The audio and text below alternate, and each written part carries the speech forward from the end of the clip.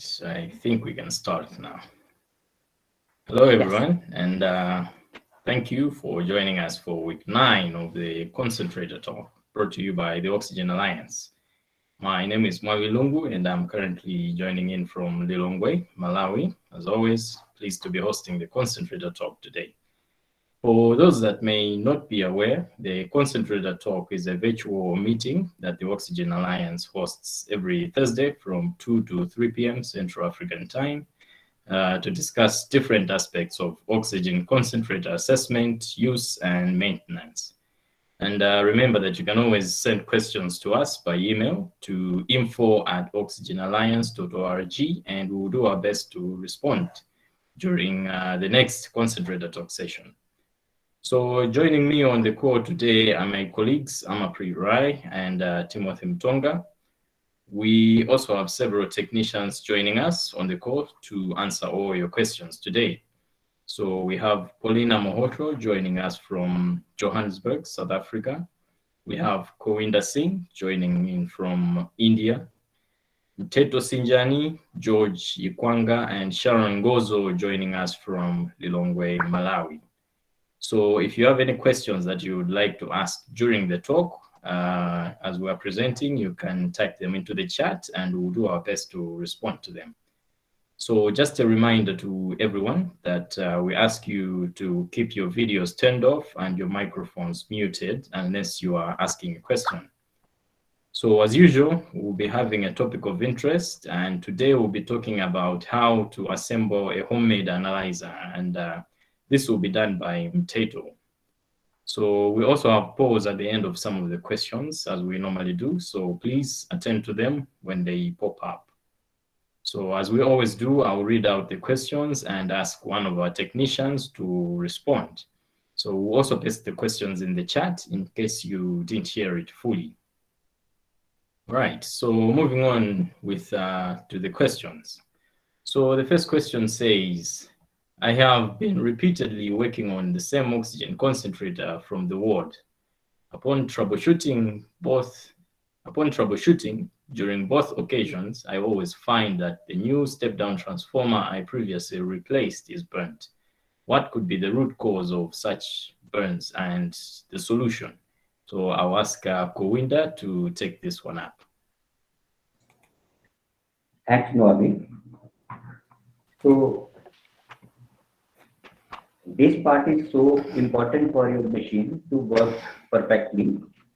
This part, transformer, lowers the electrical supply voltage, recommended voltage needed by the PCB board. So main cause of such repeated burns is the frequent or recurring voltage fluctuations. So every electrical appliance is designed work under different levels of voltages. So if the electric voltage is not stable and frequently exceeds the recommended voltage rating, this may result in damaging the oxygen concentrator step-down transformer or maybe whole circuit board also. So it is advisable to make sure that the electrical voltage is stable whenever using the oxygen concentrator. So solution for this is voltage stabilizer. So for the 5-liter oxygen concentrator, we can use stabilizer rating half kVA, and for the more than that, we can use 1 kVA stabilizer for the machines which are more than 5 liters. So voltage stabilizer is an ideal solution for these problems. So the stabilizer helps in making sure the OC is receiving the recommended power ratings. This will help in making sure that the machine works long without breakdowns. Thank you. Thank you very much, Kowinda, for that explanation. So if we have any questions or comments in addition to what Kowinda just gave us, please raise your hands and then he will address your questions.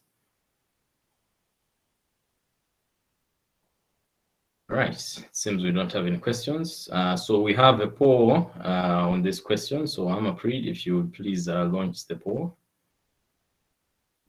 Yes, so our first poll question is, do you use voltage protection devices on your units? Maui, if you could just remind everyone where to find the polls. Sure.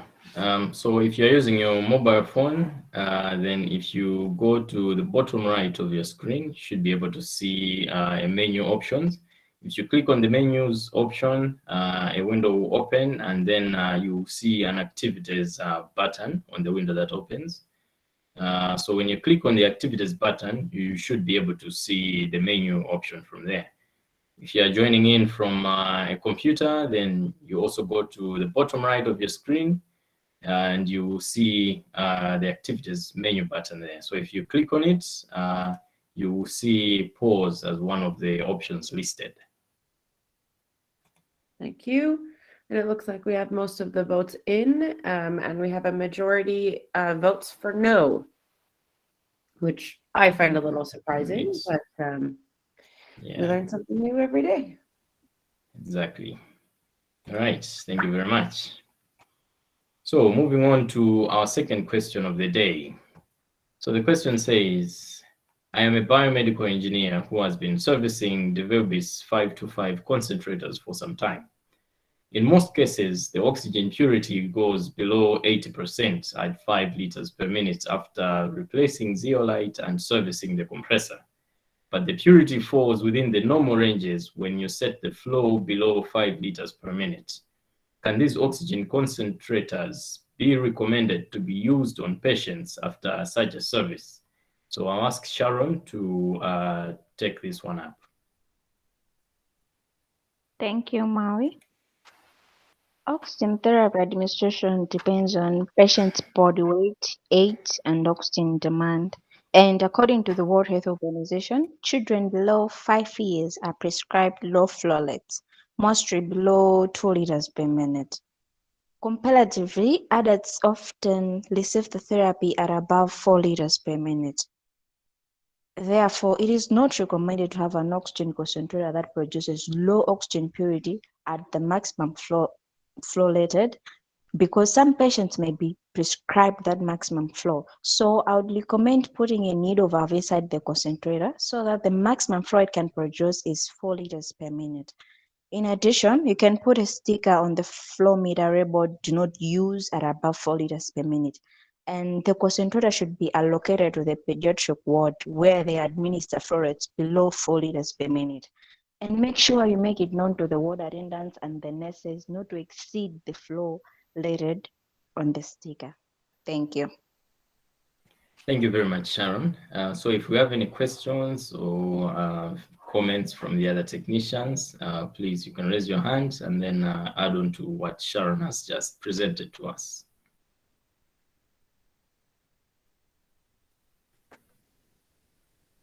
All right, seems we don't have questions on that. So we'll be moving on to our next question.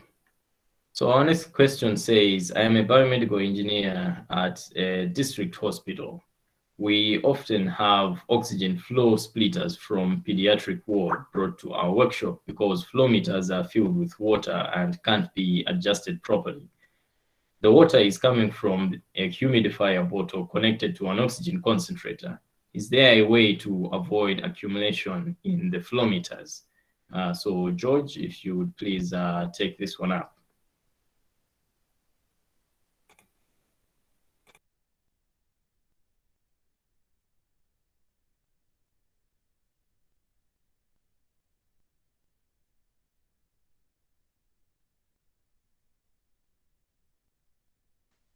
George, are you still there?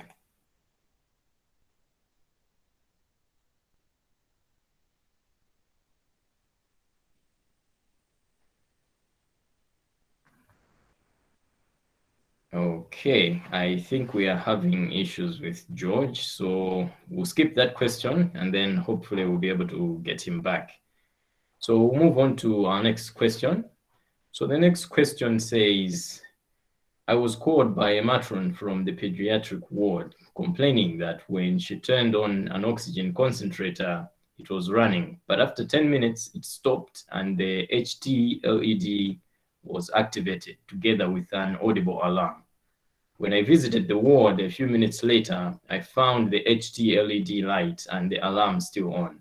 the oxygen concentrator model is oxypure. What could be the cause of this? So I'll ask Paulina to answer this. Thank you, Mobi, for the question. So the HT is the high temperature. So the things that can cause a machine to have a high temperature error are quite a lot. So the concentrator has a temperature sensor on its control board that monitors the temperature changes inside the oxygen concentrator. So when a temperature exceeds 50 degrees Celsius, a red illuminating light will so a red light will illuminate, and then the alarm will be activated and the concentrator will automatically turn off. What will automatically turn off is the compressor. So there are a number of things that can cause that. So the first thing that you would have to look at is the positioning of the machine. So at the back of the oxypure concentrator, there is an exhaust. So you'll have to check if the exhaust is not obstructed. So there will have to be enough space between the exhaust, the back of the machine, and the wall or any furniture around it. So if that is clear, you'll also need to check the filter of the machine. So if that also is fine, then you will need to open the machine and check inside. The first thing that you will have to check then is the fan of the machine. So what you would be looking at is you will check if the fan is disconnected from the motherboard. If it is still connected, then you will have to check if it is running when you run the machine. So if it is not running, then you will need to replace that fan. And if it's disconnected, then you'll just need to reconnect the wire on the compressor or on the motherboard. Another thing that could cause that is a compressor. So sometimes the compressors get stuck periodically while running, and then it can result in an increase in temperature.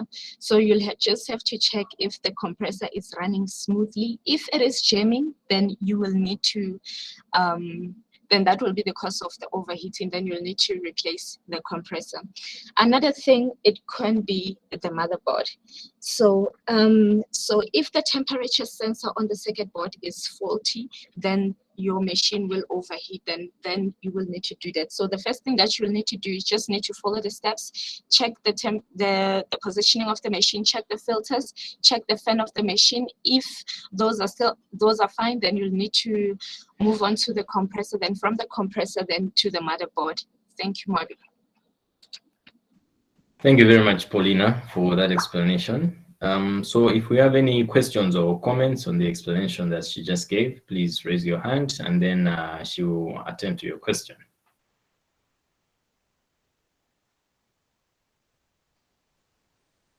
Right, it seems we do not have questions on that. So moving on to our next question now.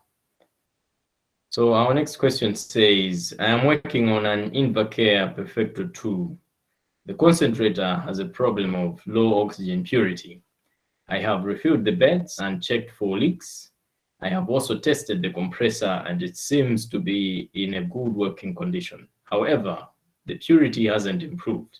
What more can I do to improve the purity? So I'll ask Kowinda to take this one up. Thanks, Mobi. So, in case of perfect O2 oxygen concentrator by Invacare, as mentioned, the seabeds are refilled properly and compressor is also working fine. So, for this machine, firstly, this is the working diagram of that machine. So, firstly, one chart is located on each Invacare machine near the HEPA filter. So that will indicate what is the problem in the machine. So the machine is installed with a self-diagnostic system in the machine. So if you can see the picture, last one please. So this chart is pasted on each machine near the HEPA filter. So it indicates two LEDs. One is red LED and other is the green LED that is mounted on the PCB of the machine. So at the starting of the machine, beep at the startup means no problem, the machine is working fine. If long pause, that means a beep with a long pause. That means some power issue is there. The power is not reaching the machine. That may be cause. After that, there one red LED and one green LED on the PCB that will indicate low pressure or major leakage inside the machine. So if the LED indication is one red or two green, then it indicates high pressure alarm, means no switching. So no switching means maybe probable cause the pneumatic system.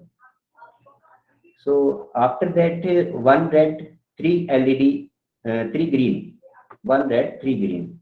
That indicates time out failure, means compressor failure. So after that, the indication is one red and five green. That indicates pilot ball faulty on the circuit. So other indication is two red and one green. So this means the oxygen purity has gone below 73%. So if the red LED two times and three green, that means PE valve coil is faulty. In case of two red, four green, that means EEPROM failure, means the circuit board has gone. So other is the three red and one green, that is oxygen sensor failure. So after seeing this chart, we can diagnose the machine that what is the problem with the machine. So after that, the probable leakages. So first one is the leakage on the auxiliary port, which is on the bottom of every perfect auto machine. This is the auxiliary port. So can we move to the next slide, please? So on the left hand side, we have the four-way valve of that machine. So on the four-way valve, we have a gasket, which is placed on the left side. So that has to be checked, is it fitted properly or any torn in that? No? So that we have to check properly. Other main leakage part is the oxygen tank and the regulator of the machine. So most of the leakages occurs in this part of the machine. No? So regulator or the oxygen tank. So here we have to check the leakage for leakages. Next, please. So other is the oxygen sensor mounted on the PCB, that white tube one. So in this tubing, one check valve is installed where I have marked blue. No? So there is a one valve, small valve is there, that has to be there with the machine. No? So if it is not there, then it will also cause the low purity alarm. So these are the main problems inside the perfect O2 machine, which we can check if the compressor and seabeds are working properly, then this may be the probably problems. Since most of the work have been done correct, so problem of the show purity, the other probable cause may be proper voltage may be not going from the control board. Switching cycles may not work properly. No? So these are the main causes in this perfect O2 machine. Thank you. Thank you very much, Kowinda, for that explanation. So if you have any questions or comments on that, please raise your hands, and then Kowinda will answer any questions that we have.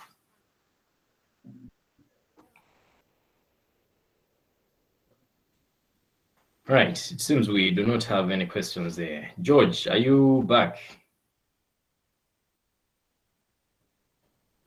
Yes. All right, so we'll jump back to your question. So I'll just read it out again in case we forgot what it was about, and then George will take it up. So the question says, I am a biomedical technician at a district hospital. We often have oxygen flow splitters from pediatric ward brought to our workshop because the flow meters are filled with water and can't be adjusted properly. The water is coming from a humidifier bottle connected to an oxygen concentrator. Is there a way to avoid water accumulation in the flow meters? George. Thank you, Maui. Water often gets into the flow meter of the flow splitters when the humidifier bottle is connected from the concentrator to the flow splitter, which is not the correct way of connecting humidifier bottle to an oxygen splitter. According to WHO, humidification is typically not necessary when oxygen is delivered at a low flow rate, that is 4 liters per minute and below. So therefore, an advice you can give to the users in the pediatric ward is to not connect a humidifier bottle between the concentrator and the oxygen splitter. If there's a need to deliver humidified oxygen, connect the humidifier bottle for each patient between the outlets of the oxygen splitter and the patient tubing. Thank you so much. Thank you very much, George, for that explanation. So if we have any questions regards to what George has just explained, please raise your hand and then he will answer it. So we also have a poll at the end of this question. So Amapri, if you would please launch that one up. Yes, the poll is, have you ever drained water from a flow splitter before?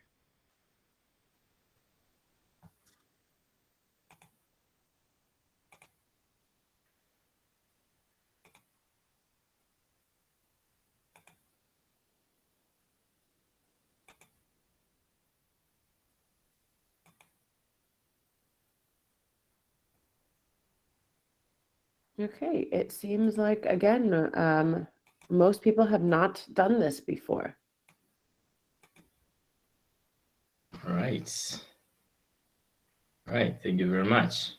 So just a reminder to those of you who are joining us for the first time, we encourage you to share us your email address so that we can add you to our mailing list so that we keep sending you updates and reminders of the Concentrator Talk and the Oxygen Alliance. So reaching this far, we'll take a slight diversion from the questions and move on to our special topic for the day. So today's topic, we'll be talking about how to assemble your own oxygen analyzer, and Mteto will be taking us through that. Mteto, it's your time now. All right, thank you, Maui. So hello, everyone. So I'll be talking about how to assemble your own oxygen analyzer. So I remember one time on the Concentrator Talk, I had answered a question about which analyzer can someone buy. So I also remember mentioning that another option was to build your own oxygen analyzer. So maybe some of you on this call might recognize this analyzer and some of you might have used this before. So today I want to talk about that in detail with the fact that we have done it before. So we are actually putting together a documentation and making some resources available, such as CAD files, source codes available on GitHub. So I think we are going to paste a link in the chat to the GitHub repository. So sorry, Mteto, just to cut you short. Yeah. Matthew, if you please mute your video. Thank you. Yeah, thanks. So yeah, so the link is in the chat right now. So we are going to make everything available. Remember, this analyzer is open source, so you can reach out to me anytime. So right now, I'll just walk you through the process we took when we were building this oxygen analyzer. So if you could go to the next slide.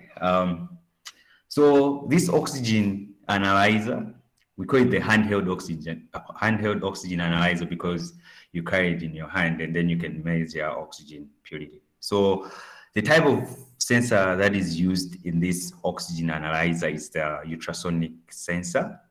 So for those who are not familiar with this type of oxygen sensor, it uses speed of sound to measure the amount of oxygen in a gas. So the change in velocity is proportional to the amount of oxygen in the sample itself. So this model, the one I'm using, you might find a lot of ultrasonic oxygen sensors, but the one that we used in this analyzer is the NLPD10NF 440. So, and this type of oxygen sensor can be easily shipped from China and it costs less. Yeah, so just to talk about specifications of this ultrasonic sensor or the ultrasonic oxygen sensor. It can measure the concentration from the range of 21% to 95.6%. And the maximum flow rate you can measure is 10 liters per minute. So whenever you go more than 10 liters per minute, you are going to get forced leadings. So you need to be careful. So this is a 5 watts oxygen sensor, and it uses what is known as USAT, or in simple terms, what is known as serial communication interface. So whenever you want to connect or you want to communicate with it, you use the serial communication. So if you could go to the next slide. So another thing we find inside this oxygen sensor is the microcontroller. So this microcontroller acts as the heart of the whole oxygen analyzer. There are different types of microcontrollers you're going to come across. And the one that was used here is the Arduino Nano. So maybe some of you are familiar with Arduino Uno. So this is like a smaller version of an Arduino Uno. So this is cheap, but I mean, there are also cheaper options, like using maybe a PIC32, which we might iterate to in the near future because we were just prototyping. So inside this Arduino Nano is a code running inside that was written using an Arduino IDE. So it's basic C++, C, if you're familiar with programming languages. Yeah. So the image you see to the right, that's how the Arduino is connected to the oxygen sensor itself. So the oxygen sensor transmits through the TX pin. TX is a short for transmit, and the Arduino receives through the RX pin.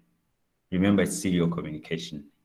Yeah. So if you could move on to the next slide. And another component that is found inside is the display itself. So I know a lot of people are familiar with liquid crystal displays, which is on the left side, but I would recommend you use an OLED display because it's quite cheap. And the good thing about them is that they also use I2C as a means of communication. So it's not so complicated. Yeah. So what we're displaying on the OLED display there is basically the oxygen purity and the flow rate. So remember that when measuring oxygen, it's very important that you don't just measure oxygen purity only, but you should also consider measuring the flow so that you get accurate readings. Yeah. So to the next slide. Another thing is the printed circuit board. So this board inside was designed using a software called EcoCAD, and we etched this, the first prototype using a small CNC engraving machine. So for those who are not familiar with CNC, CNC stands for computer numerical control. So imagine yourself, maybe you want to cut wood. Normally people will cut wood or components using their hand, but the CNC enables you to do it in a systematic way. Yeah. So if you could go to the next slide.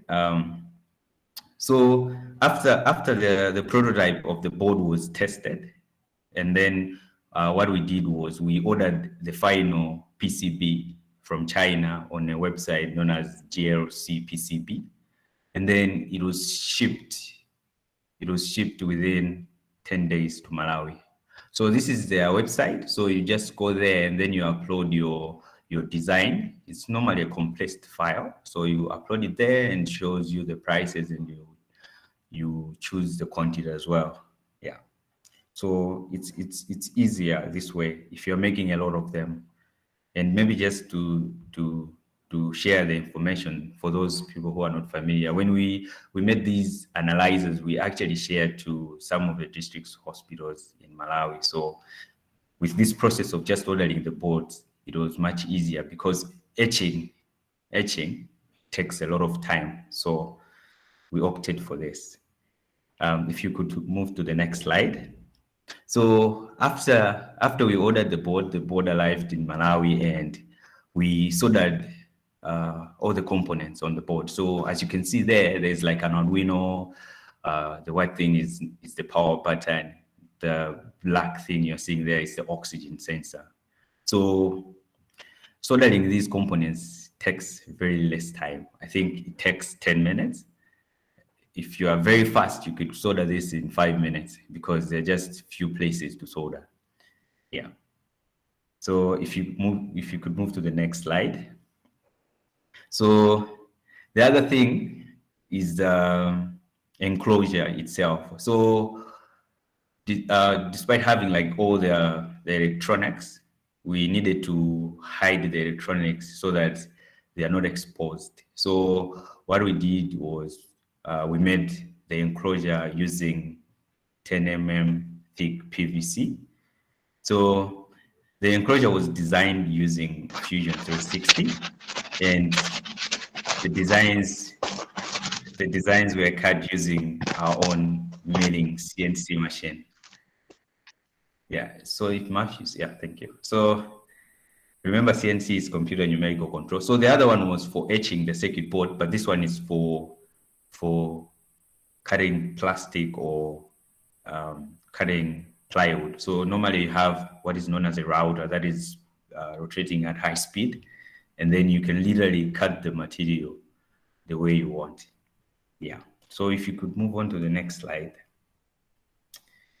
So the other thing is about power. So it takes roughly a minute to measure oxygen purity when you have an analyzer in your hand. So this, I'm assuming that you have turned on your concentrator and then you have waited for the purity to stabilize, because we need to run it for at least 5 to 10 minutes, depending on the mode of the concentrator, right?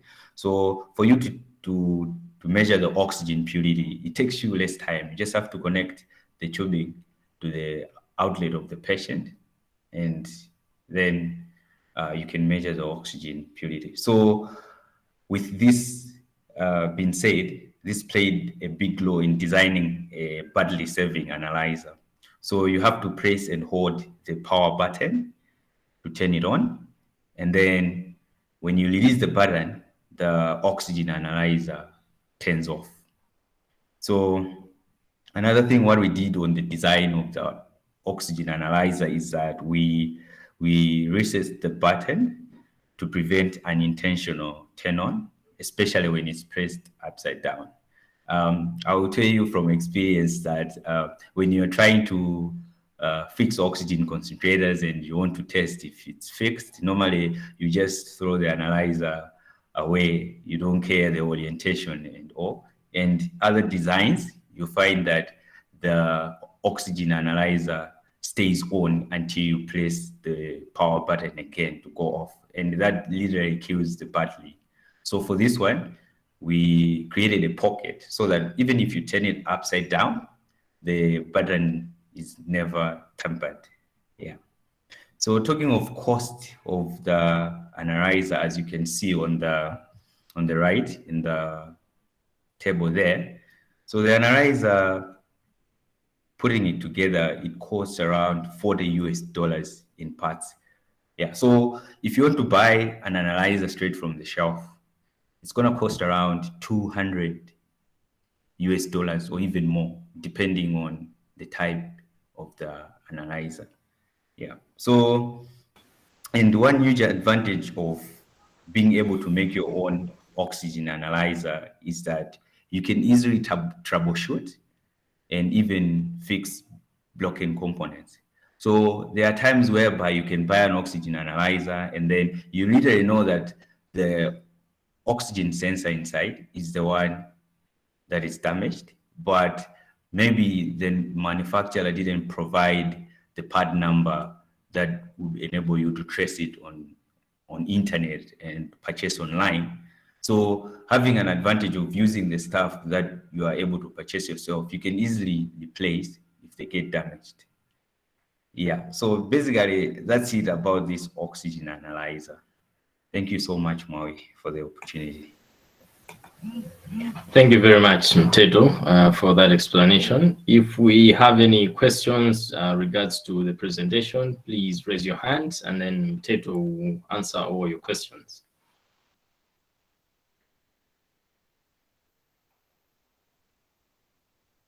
All right, so it seems we do not have any questions. So if you want to know, yes, I see we have a hand from Gresham.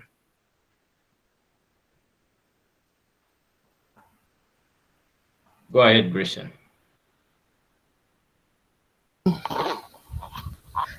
Okay, my question is on the quality side of the analyzer. You know, some analyzers, they need time to some sort of calibration after a while. Does this one also require the same thing, or and if it does, how do you do it?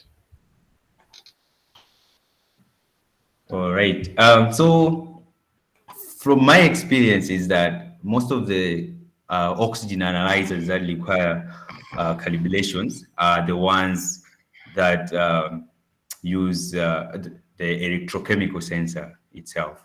So they are designed in a way that you literally have a functionality where you place calibrate, but for the ones that use the ultrasonic sensor, you don't usually calibrate, but what you need to do is most of the times is you just have to, like for us, when we assembled this, we took an on-shelf oxygen analyzer and just to compare to see if this analyzer falls in length. Yes. I hope I've answered the question. Thank you very much. Yeah, it answers the question. Thank you. Great. Thank you very much, Mteto.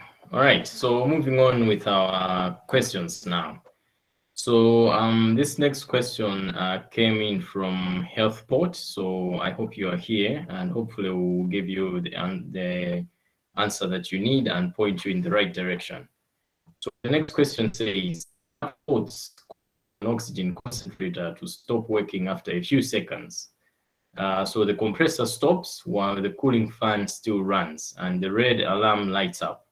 The model of the concentrator is Invacare. I'll ask George to answer this one. Thank you, Maui. The compressor in Invacare concentrator may shut down soon after starting because of the following proper cause. If you have low pressure, so if you have low pressure in the system, the compressor for Invacare concentrator may shut down. This low pressure may come in as a result of inlet filter being dirty.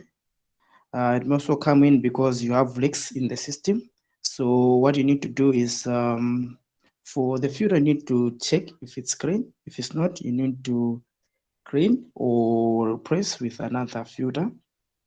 For the leaks, you need to check starting from the compressor itself, the fittings of the compressor, the tubing, the heat exchanger. You need to check the leakage, you know that. You also have to check the leakage at the regulator, and also have to check the leakages on the valve block itself. Another thing that may cause low pressure in the system is when you have insufficient voltage that is being supplied to the concentrator. So you need to check the voltage that is being supplied to your oxygen concentrator. Another point that you need to take into consideration that may result into low pressure is worn out of caps. So if the caps are worn out, the compressor will not produce enough pressure, which will result into low pressure. So if you have low pressure in the system, the compressor will shut down. Another thing that may cause compressor in Invacare to shut down is when you have high pressure. So when you have high pressure, which may be because the PC board is not working accordingly. So you need to check the voltage across the solenoid valve.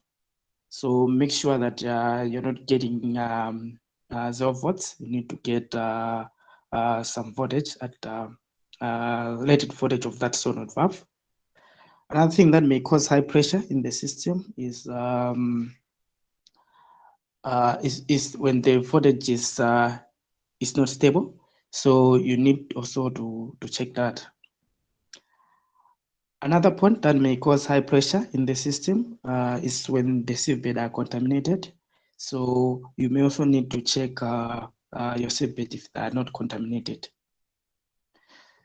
Another thing that may cause the compressor for Invacare to shut down is when the temperature is too high. So what you need to do is to check, as in your case, you're saying the fan is still running. So that way you eliminate the issue to do with the fan.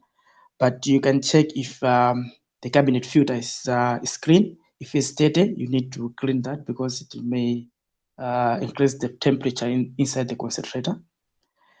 You also have to check the capacity of the compressor if it's okay. So what you have to do is even to check the capacitors for that capacitor if it's the rated value. Another thing that you also need to check on the compressor is the windings for the motor of that compressor, if they're okay. Because if they're bad, they may bring high temperature. Another thing that I've already mentioned is the voltage, which also may cause the compressor to malfunction. So basically, in summary, I'll say the main causes of compressor to shut down in Invacare concentrator are low pressure, high pressure, and temperature being high. So you need to troubleshoot all that. Thank you so much. Thank you very much, George, for that explanation. So if we have any questions from the audience or any comments from the other technicians, please, you can add on to the explanation that George just gave us.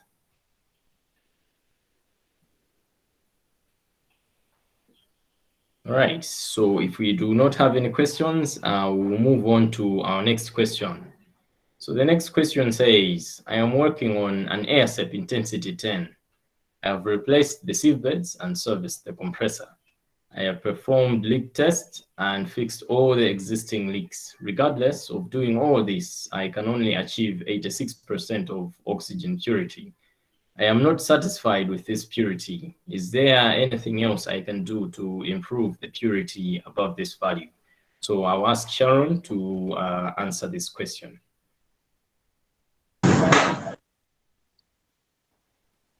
Thank you, Maui. So zeolite that is used in oxygen concentrators is of two types. Oxygen manufacturers use the sodium-based zeolite, others use lithium-based zeolite, while others they mix the two types of zeolite. The lithium type zeolite is more efficient than the sodium type zeolite, as the lithium-based zeolite has a higher nitrogen absorption capacity compared to the sodium zeolite. So when you're filling zeolite in sieve beds, you need to be knowledgeable enough of the type of molecular sieve to use for that particular oxygen concentrator you're working on. Make sure that you're getting the right cycle pressures as indicated in the service manual of that particular concentrator. If you're getting less than specified cycle pressure, you have to check for breakages and make sure that your compressor is in good working condition. So for the AirSip oxygen concentrator, there are product tanks, especially for the AirSip Airlight and AirSip Intercity. They have zeolite filled inside. The product tanks act as a mini sieve bed to help improve oxygen purity before it is sent to the patient. So the zeolite in the product tank also acts as a buffer by collecting oxygen purity fluctuations that may exist in the two sieve beds. And zeolite in the product tanks also get contaminated. So whenever you're replacing zeolite in the sieve bed, you also need to repress the zeolite in the product tank. And you have to make sure you repress it with the right type of zeolite as it was used before. Thank you. Thank you very much, Sharon, for that explanation. So if we have any questions or if the other technicians have any comments to add on the explanation that you just gave, please raise your hand and then we will address your question. So we also have a poll at this question. So Amapri, if you would please launch that poll. Yes. The poll is, have you ever used a mixture of lithium and sodium zeolite before? So just a reminder to all of us as we're waiting for the results of the poll. For those of you that are just joining us for the first time, we welcome you to the Concentrator Talk. So we hold these talks every Thursday from 2 to 3 p.m. Central African time. So please put it on your calendar so that you tune in every week. And be sure to drop your email in the chat so that we can add you to our mailing list so that we can be sending you updates and reminders of the Concentrator Talk and the Oxygen Alliance. Thanks, Maui. I think we do have some first-time joinees here today. So please be sure to drop your email address in the chat so that we can add you, as Maui just said. And while we're just waiting on the last few questions, answers to come in, Augustus, we do see your question and we will address it on the next Concentrator Talk. Thank you for asking. And I think we have all of our answers, and pretty much everyone voted for no. So this may be something that we cover again in a future education session. So thank you, everyone. Thank you very much, Amapri. All right, so moving on to our final question of the day now. So the question says, earlier today, I was working on an oxygen concentrator. While opening one of the sieve beds, zeolite from the bed entered my eyes due to the force of the spring inside the bed. I washed my eyes with tap water, but I still would like to know if there is anything else I should do and if there are any side effects of zeolite when in contact with the body. So I'll ask Paulina to answer this question. Thank you, Mabi, for the question. Zeolite is considered a hazardous material by the Occupational Safety and Health Administration and also by the Hazard Communication Standard. So when in contact with the body, zeolite can cause skin irritation, it can cause serious eye irritation and respiratory irritation. In a case of eye contact, skin contact, inhalation, or ingestions, there are first aid measures that you can refer to, and they are as follows. So for eye contact, you will have to immediately rinse your eyes with plenty of water for at least 15 minutes, occasionally lifting the upper and lower lid. So if you've got your contact lenses on, you will have to remove them and rinse your eyes. If the irritation persists after rinsing for that 15 minutes, then you will need to seek medical attention. The other, it could be for skin contact, you would have to remove the contaminated clothing and shoes and immediately flush the skin with plenty of water and soap if you have it for at least 15 minutes. If the irritation persists after you flushed with water for 15 minutes, then you will need to get medical attention. For inhalation, if you've inhaled the zeolite, you will have to move the affected person to get fresh air and keep that person in a comfortable rest position for breathing. Get medical attention for breathing difficulties. If the person is not breathing, or if the breathing is irregular, then you'll need to provide artificial respiration or oxygen, and that will have to be done by a trained personnel. Refrain from giving a mouth to mouth, as it may be dangerous to the person that is giving a mouth to mouth. So if the person that has inhaled the zeolite is unconscious, then you'll have to place that person in a recovery position and get medical help immediately. Maintain an open airway and loosen all the tight clothing, such as the collar, the tie, the waistband, or the belt. So in case of ingestion, the person that has ingested will have to wash out their mouth with water and remove any dentures if there's any. So they'll have to wash out their mouth until there isn't any zeolite in their mouth. So if the person can move on their own, then you'll need to remove that person and move them to get fresh air and keep the victim in a comfortable rest position for breathing. If the person that has swallowed zeolite is conscious, give them small amounts of water to drink. Stop if the person feels like vomiting, as it may be dangerous. So if vomiting occurs, the head of the person that has swallowed the zeolite should be kept low so the vomit does not enter the lungs. Also, do not induce vomiting unless it is directed by the medical practitioner. So if after ingestion, after everything else that has been done, all that has been mentioned has been done, then you will need to get the medical attention if the adverse health effects persist. If the person is unconscious, just as with the inhalation, the person will have to be placed in a recovery position and get medical help immediately for that person. So being conscious when handling the zeolite is a very good preventative measure. So one must follow the safety measures by wearing a protective gear each time you handle zeolite.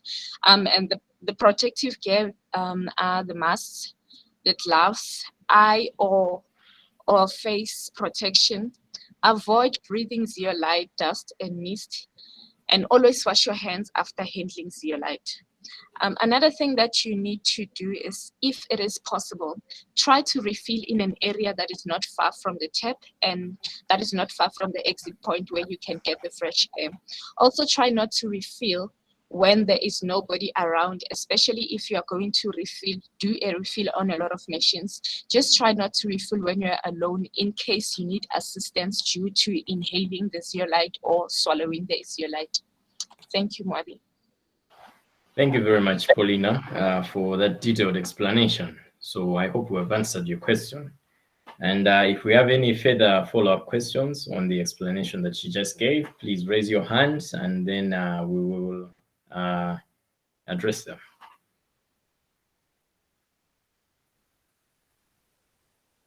All right, it seems we do not have any further questions. So reaching this far, this brings us to the end of our concentrator talk for today. So before I end everything with the closing remarks, Amapreet has an announcement she has to make for our next concentrator talk session. Thank you, Mwawi. So this is a reminder to everyone that our next week's concentrator talk will be the special oxygen talk, and that will be hosted by Peak Scientific, which is a PSA manufacturer, and they will be going over troubleshooting and other repair and maintenance suggestions for PSA plants. So we will not be taking questions on oxygen concentrators next week. So if you already have some questions on PSA plants, please send those in by email. Otherwise, we look forward to bringing you a new and different type of learnings around oxygen next week with our very first oxygen talk. Thank you. Thank you very much. So just a reminder also that we have a YouTube channel. So that is where we post all our recorded videos of the previous concentrator talk sessions. So please, if you missed any of our previous sessions, go on our YouTube channel, just search for Oxygen Alliance and it should be able to show up. And when you get to the YouTube channel, please like it and like the video, subscribe so that at least we get a large number of following. Reaching this far, I would like to thank you all once again. It's always nice to see everyone joining in, week out. We see the numbers are growing, and we are very thankful that this concentrator talk seems to be helping 1 or 2 people. So please join us again next week for our special concentrator talk, and send in the questions in advance, as Amapreet said. And we'll see you again in our next concentrator talk session. Bye, everyone.